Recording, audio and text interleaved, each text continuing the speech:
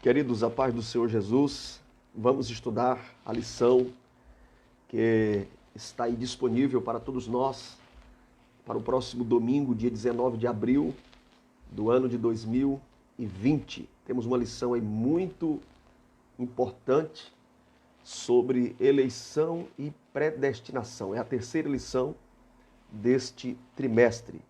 Eleição e predestinação. Nós estamos estudando ao longo desses 3 meses a carta de Paulo aos Efésios, uma carta rica em doutrina, com muitos ensinos extremamente essenciais para a saúde do cristão. E hoje nós iremos nos deter nesta pré-aula, focando aí o aprimoramento, né?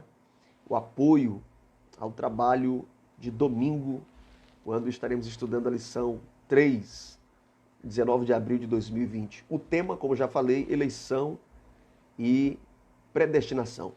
O textuário da nossa lição, convido vocês para lerem.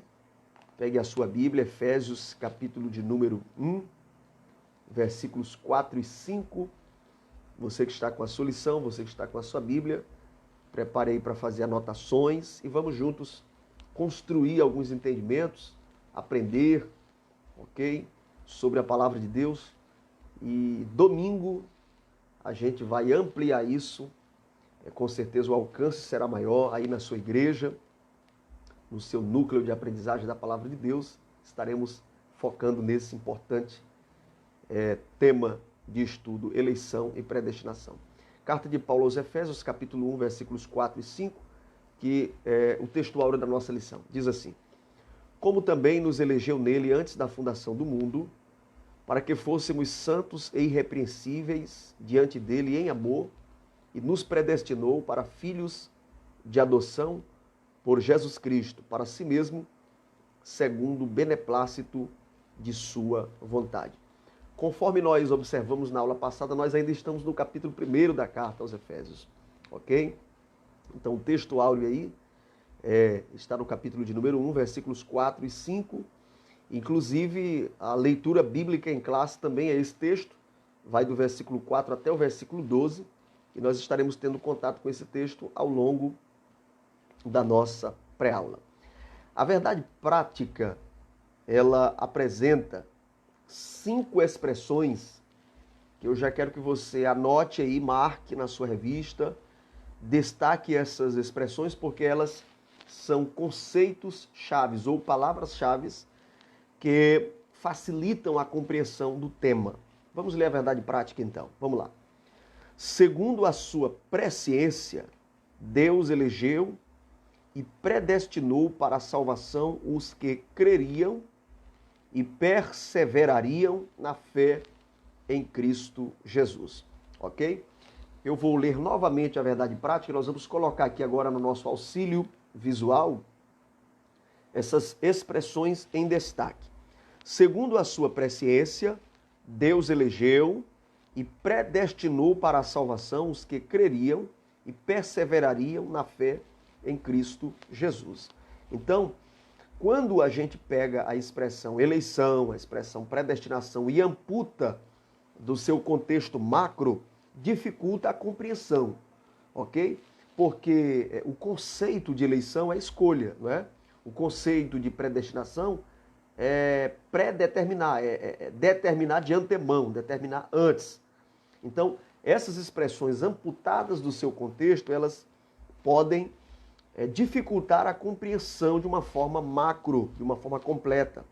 Então, nós queremos destacar aí essas 5 expressões que no decorrer desse estudo facilitarão a compreensão. A primeira expressão é a expressão presciência, que é um atributo de Deus.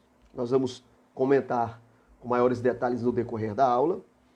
Aí sim vem eleição, predestinação, temos também a palavra crer e temos a palavra perseverança. Observe que elas, nesta disposição, nesta ordem, ainda fica também didaticamente melhor, tá? Eleição e predestinação são precedidos pela presciência de Deus, ok? Então Deus, ele conhece de antemão, inclusive as decisões que nós tomamos. Aquilo que eu vou decidir, Deus já conhece as minhas futuras decisões. Se forem decisões sadias, Deus conhece. Você pode dar uma lida no Salmo 139, que é o salmo que apresenta esse atributo de Deus, que é um atributo intransferível, que é o atributo da onisciência, ok? E nós também podemos usar o termo presciência. Deus sabe de todas as coisas antecipadamente, tá? Então, presciência, eleição, predestinação, crer, e aí já é uma resposta que o homem dá à exposição da palavra de Deus, né? O crer. E além do crer, o perseverar. Observe que a Bíblia nos diz, Marcos 16:16, aquele que crer e for batizado será salvo. E a Bíblia também vai nos dizer que aquele que perseverar até o fim será salvo. Então, de início, se você puder reproduzir esses termos aí para os seus alunos, facilitar didaticamente, já vai ser aí uma sequência de chaves para a compreensão do conteúdo. Ok, gente? Pessoal, é óbvio que uma lição com esse tema, nós acabamos sendo convidados para esse debate de séculos aí, que é o debate entre calvinismo e arminianismo e calvinismo. Porém, essa lição, ela nos desafia também para enxergarmos os privilégios que temos em servir a Deus, e a gente não pode reduzir a grandeza desse estudo ao simples debate, a um simples game teológico, a uma disputa de saberes, de forma nenhuma. Nós vamos, obviamente, contestar aquilo que difere do nosso pensamento assembleiano, nós vamos contestar no decorrer da lição, mas a lição não é um encontro de debate, nós não vamos nos prender, reduzir, minimizar a importância da lição, transformá-la apenas num debate, numa disputa de entendimento teológico a respeito do tema da salvação. Compreendido? Mas, como falei, nós vamos contestar aquilo que nós não concordamos ao decorrer da aula.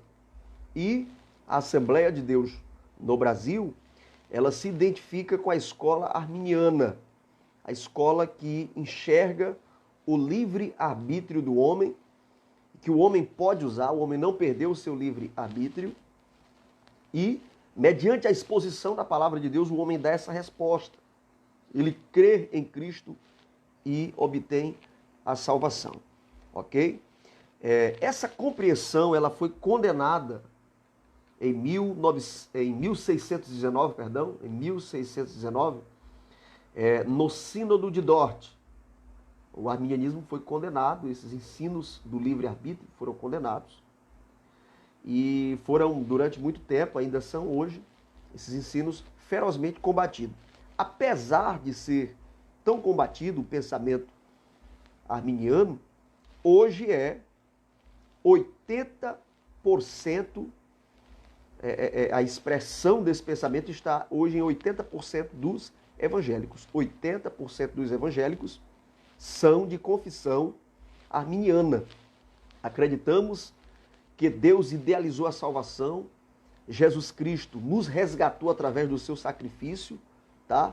Mas o homem, ele alcança esses méritos condicionado ao crer na palavra de Deus, ao crer na pessoa bendita de Jesus Cristo, ok? Então, no decorrer da lição, nós estaremos aprendendo um pouco mais sobre isso. Vamos começar aqui a nossa aula.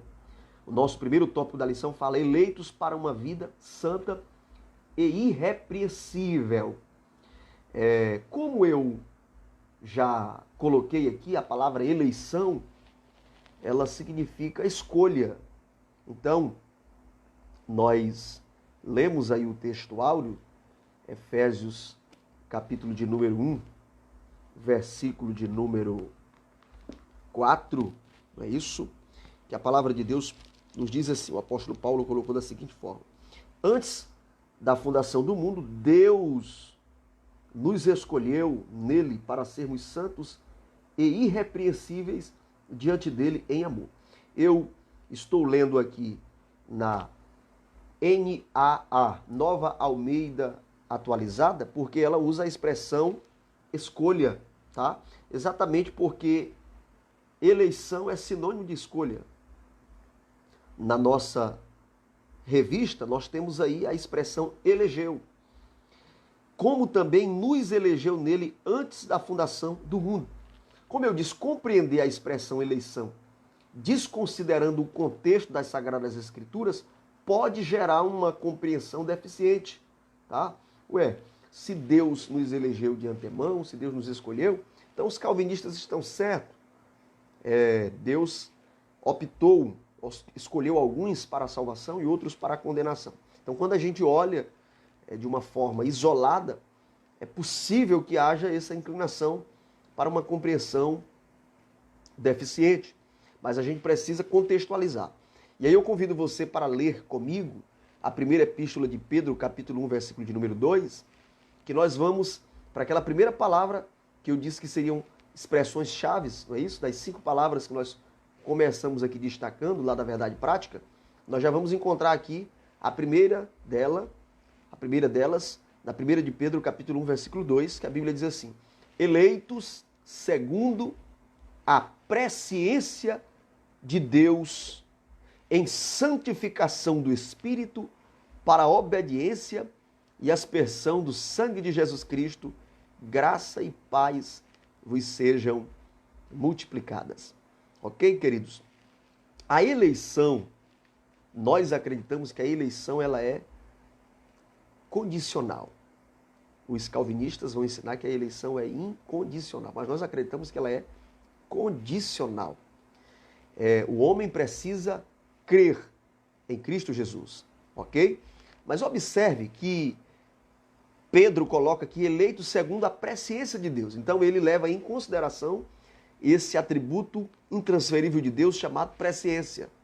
Então Deus enxergou o corredor da história, nos enxergou nesse corredor, e ele sabia das nossas escolhas, das nossas preferências, tá? Daquilo que nós iríamos responder ao chamado da graça, ao apelo que o Espírito Santo faria em nossa consciência. Ok? Então, nesta presciência, Deus nos elegeu e já nos via desfrutando desse privilégio que é ser integrante do corpo de Cristo, a igreja. Ok? Então, marque na sua Bíblia aí, coloque no seu hall de anotações, que a compreensão de eleição precisa levar em consideração o contexto geral da Bíblia. E nós temos aí a primeira referência, 1 de Pedro 1 e 2, eleitos segundo a presciência de Deus. Eu quero colocar aqui para vocês 2 aspectos da eleição. O primeiro aspecto da eleição é que a eleição é corporativa. Quando nós nos deparamos com essa expressão, a eleição e seus correlatos no Novo Testamento, você vai perceber que sempre estará se referindo, se reportando à igreja, ok? E usando expressões pluralizadas, expressões coletivas, corporativas. Começando aí, Efésios 1, 4, que é o nosso texto áureo e o início da nossa leitura bíblica em classe também. Observe que a expressão diz, como também nos elegeu.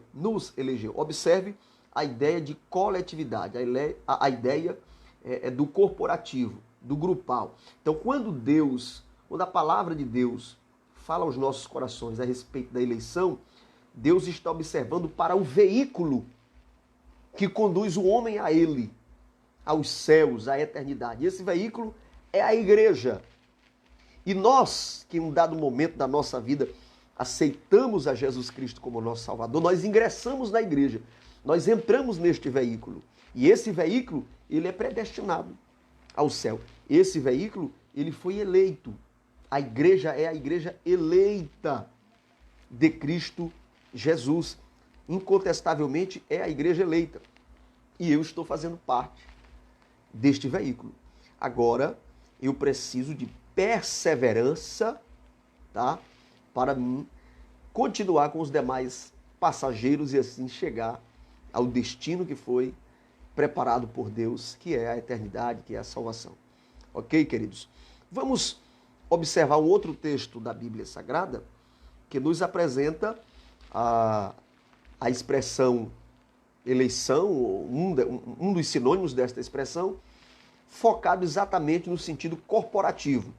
1 de Pedro 2:9, a Bíblia diz: mas vós sois geração eleita, sacerdócio real, nação santa, o povo adquirido para que anuncieis as virtudes daquele que vos chamou das trevas para a sua maravilhosa luz. Observe aí, mas vós sois a geração eleita, tá? Então, a eleição de Deus é para a igreja do Senhor Jesus, e nós encontramos no Novo Testamento essas expressões sempre apontando para uma ideia de coletividade, de uma ideia corporativa. A segunda observação que nós queremos fazer ainda nesse primeiro ponto é que a eleição é cristocêntrica. Nas aulas anteriores, nós apresentamos aí como o apóstolo Paulo valoriza essa verdade, né? Em Cristo. Nas suas 13 epístolas, ele apresenta aí mais de 160 vezes essa expressão, em Cristo.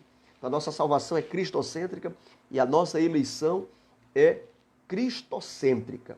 O que me garante, o que me favorece, o que me ajuda a estar entre os eleitos é o fato de eu crer em Cristo Jesus como Senhor e Salvador. Para finalizar o nosso primeiro ponto, é importante a gente considerar que o calvinismo determinista, né, fatalista, ele apresenta a mecânica da salvação como uma decisão arbitrária de Deus, assim como a condenação é também uma decisão arbitrária de Deus. Observando esse entendimento, quando eles apresentam aqueles que são eleitos, predestinados para a salvação, se você fizer uma análise sincera, você vai perceber que esse ensino ele é prejudicial, inclusive, para a disciplina do cristão. Para a disciplina do cristão, para a sua vida devocional, para a sua vida de renúncia, de santidade. Esse entendimento que a pessoa já é irremediavelmente predestinada ou ao céu ou ao inferno, prejudica a minha busca por santidade, a minha renúncia aos prazeres desta vida e assim por diante. Ainda no nosso primeiro ponto, temos aí o subtópico vida santa e irrepreensível, que é um tema necessário para nós ensinarmos à igreja, ensinarmos aos nossos filhos, à nossa família, aos membros que congregam conosco, que o homem precisa buscar a santificação progressiva, ele precisa melhorar cada dia mais. Ok, gente? Observe aí, vamos ler Efésios capítulo de número 4, versículos 22 a 24. Abra a sua Bíblia, vamos ler, está aí também no nosso auxílio aqui do lado, tá bom? Vamos lá, carta de Paulo aos Efésios, capítulo 4, versículo 22 em diante. Quanto à maneira antiga de viver, vocês foram instruídos a deixar de lado a velha natureza, que se corrompe segundo desejos enganosos. Observe que Paulo está refletindo aqui com os cristãos que estavam lendo esta carta sobre a necessidade de uma vida dissociada das práticas corrompidas deste mundo. Versículo 23.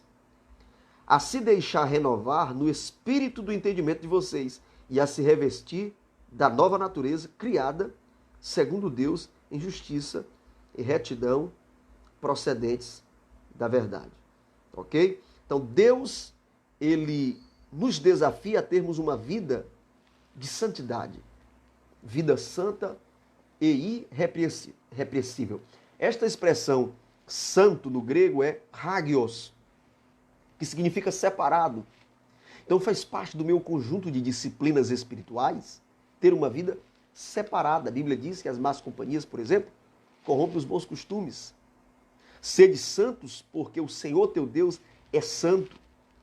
E essa é uma necessidade de pessoas que estão neste mundo, sujeitas aos ataques, às ofertas, ao pecado, aos assédios que o mundo acaba nos apresentando e nós precisamos ter uma disciplina de santidade em nossa vida, em todos os aspectos, ok?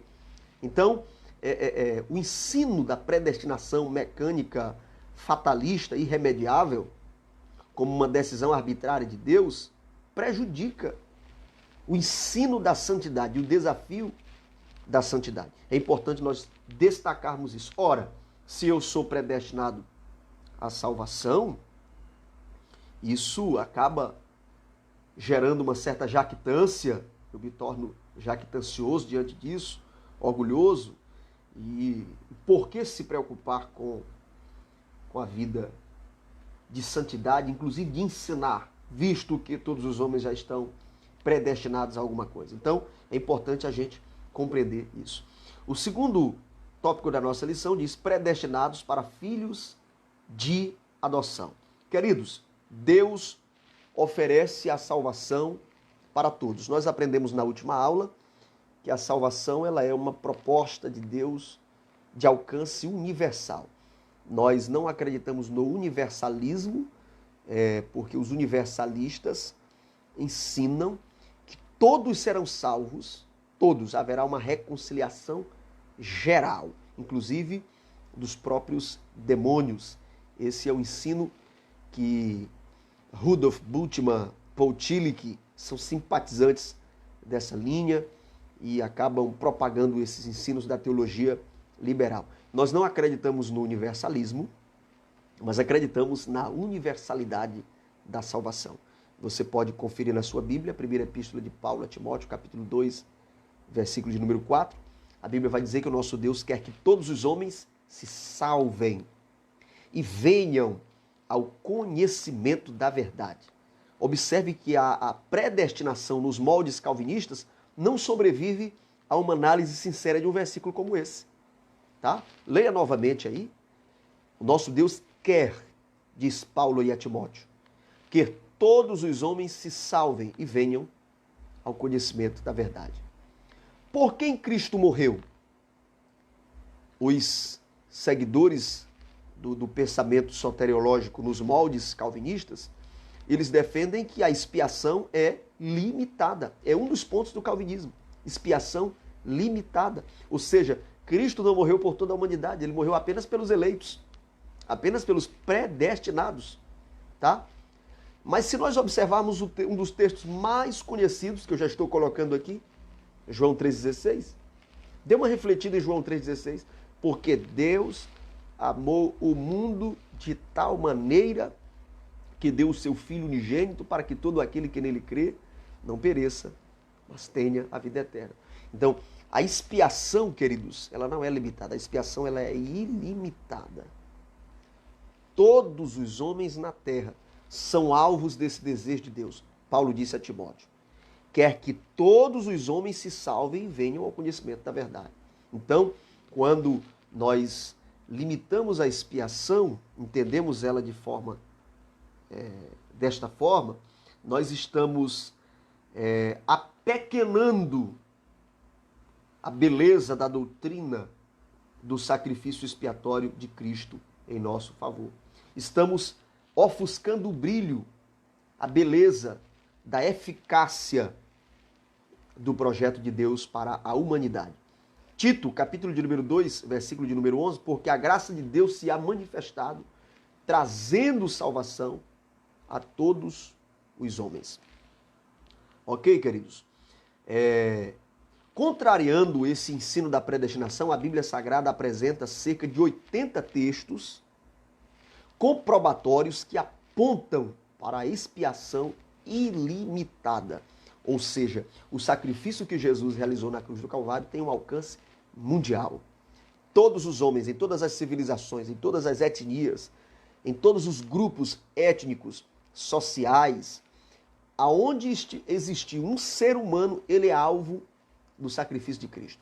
Ouvindo a palavra, atendendo o apelo do Espírito Santo no seu coração, dizendo, eu aceito a Jesus como meu Salvador, ele recebe esta preciosa dádiva. Você pode ver isso no Antigo Testamento.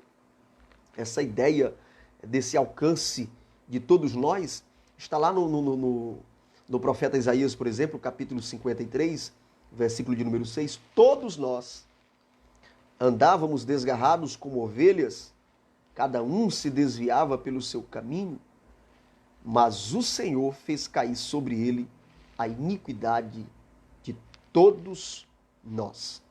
Ok? Se você der uma olhada, por exemplo, também em Mateus capítulo 11, versículo 28 a 30, aquele convite precioso de Jesus, né? Pode vir a mim todos vós que estáis cansados, sobrecarregados, eu vos aliviarei.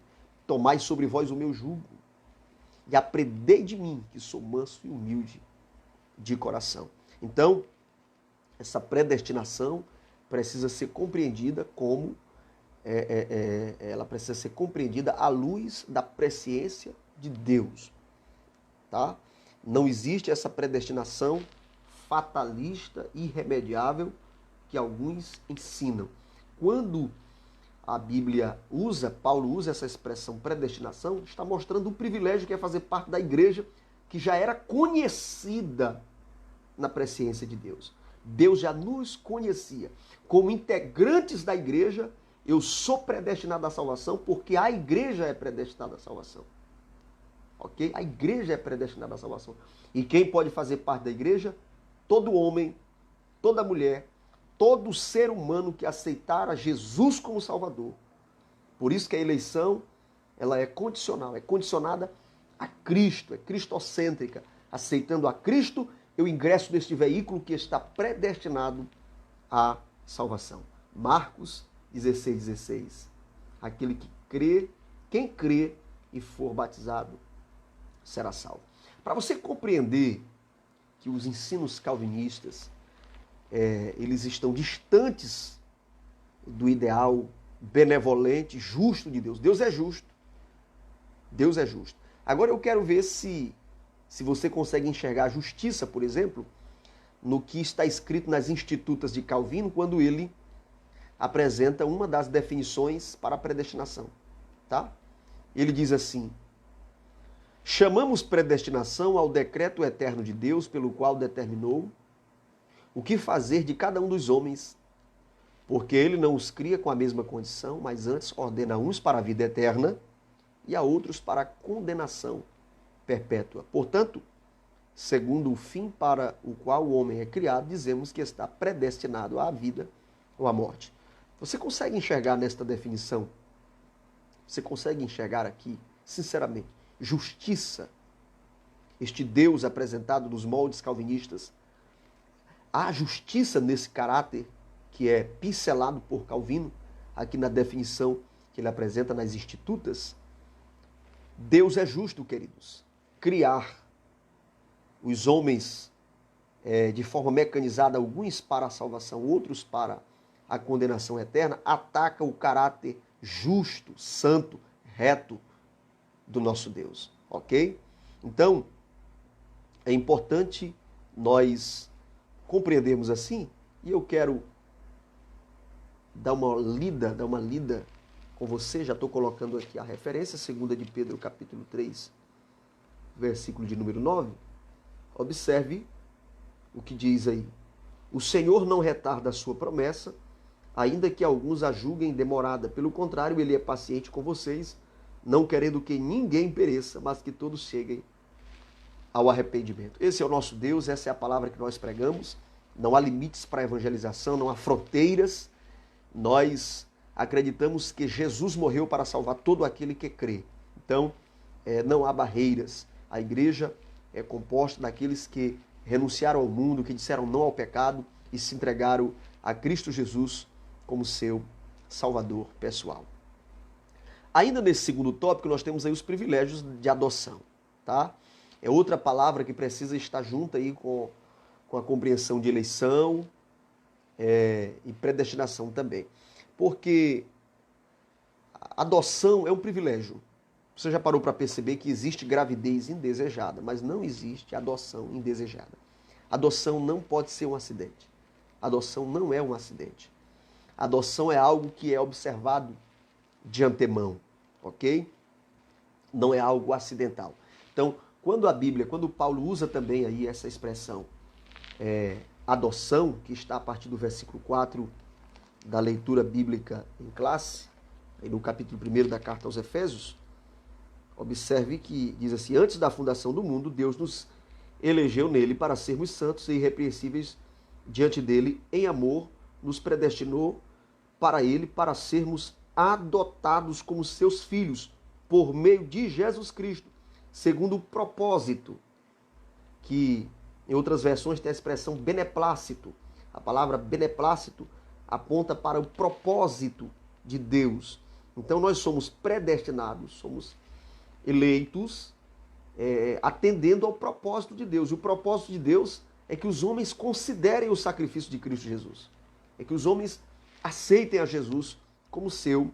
Então a palavra adoção, quando Paulo está falando adoção, ele está falando do privilégio. Romanos capítulo 8, versículo 17 diz assim: e se nós somos filhos, cadê o privilégio, pastor Alessandro, dessa adoção? Bem, sou adotado, sou filho. Cadê o privilégio? Romanos 8, 17. Se somos filhos, somos logo herdeiros também. Herdeiros de quem? Herdeiros de Deus e co-herdeiros de Cristo. Se é certo que com ele padecemos, para que também com ele sejamos glorificados.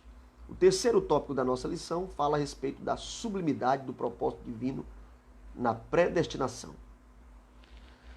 Eu quero que você leia Romanos 8, 29, a Bíblia diz assim: porque os que dantes conheceu, também os predestinou para serem conformes à imagem de seu Filho, a fim de que ele seja o primogênito entre muitos irmãos.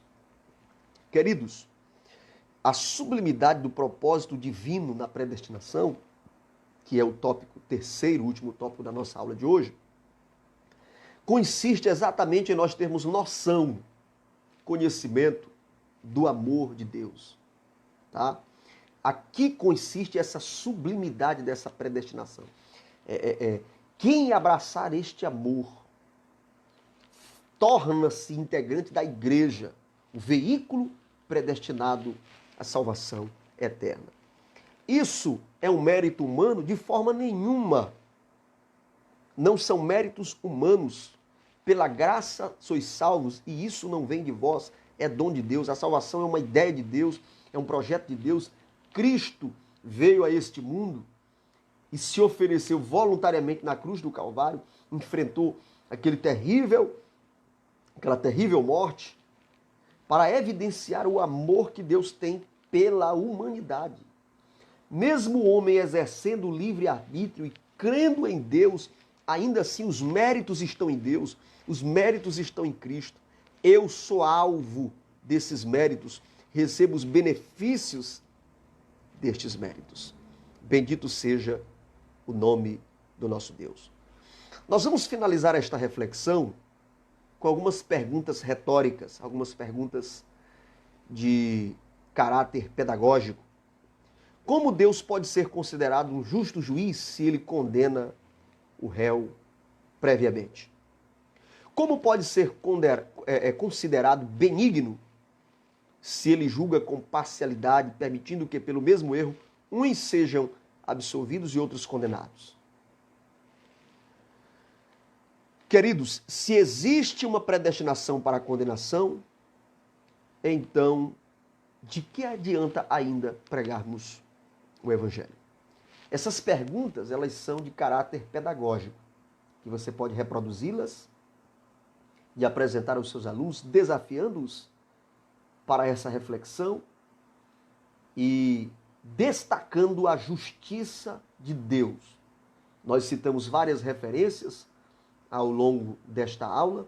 Você vai elencar estas referências e apresentar para os seus alunos, apresentando o caráter justo de Deus e que ele deseja que todos os homens se arrependam dos seus pecados e cheguem ao pleno conhecimento da verdade.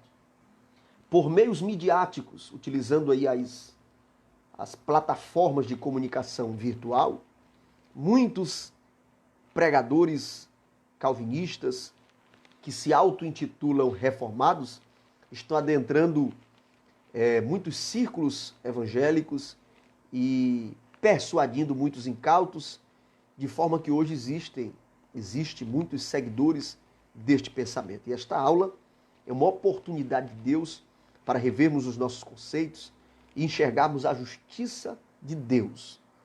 Para compreender eleição e predestinação, que são termos que não são necessariamente sinônimos, mas são textos que estão intrinsecamente ligados e um depende do outro para que possamos ter uma compreensão macro, ok? Nós precisamos compreender isso observando o contexto bíblico. Presciência de Deus, tá? Deus nos elegeu de forma coletiva, ou seja, a igreja, o termo eleição na Bíblia aparece associado à coletividade, à igreja, ao corpo de Cristo. Vós sois a geração eleita, ok? Essa predeterminação aponta para os privilégios que temos em fazer parte da igreja de Cristo, porque o projeto da redenção estava no coração de Deus antes da fundação do mundo, esses privilégios, aquilo que Deus preparou na eternidade para nós, tá? Então, a igreja é predeterminada a receber estas bênçãos. Agora, eu não posso trazer essa ideia para o campo individual, tá? Porque para mim receber esses privilégios eu preciso ingressar na igreja, que é o corpo de Cristo.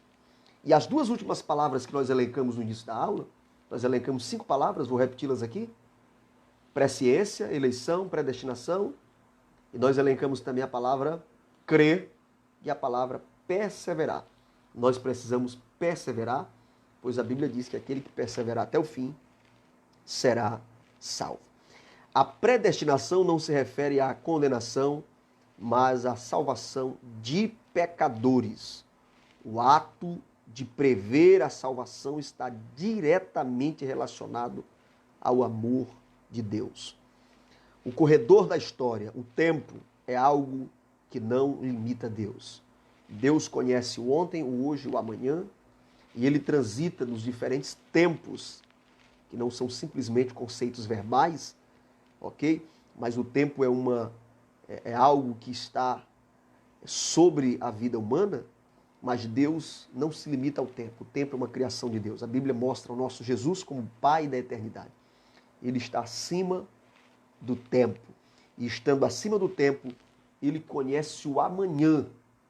Então, querido, persevere até o fim e permita que as bênçãos de Deus possam alcançar a sua vida e você, fazendo parte da igreja, receber esses preciosos privilégios. Eu desejo a todos uma excelente aula no precioso nome do Senhor e Salvador Jesus Cristo, a quem nós, de bom grado, servimos.